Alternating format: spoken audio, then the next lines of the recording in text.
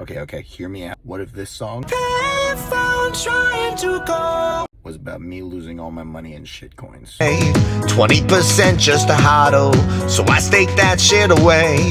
For a second felt just like Einstein, don't know what else to share.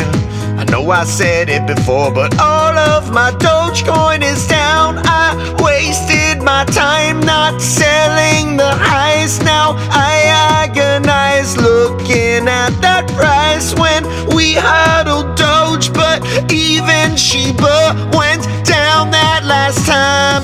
YOLO the shitcoin, should've bought Bitcoin. Last of my fiat spent on you. Where has my account gone? Slippage was set wrong. Developers never follow through. Man, even if you rug pulled on my ship, I will still be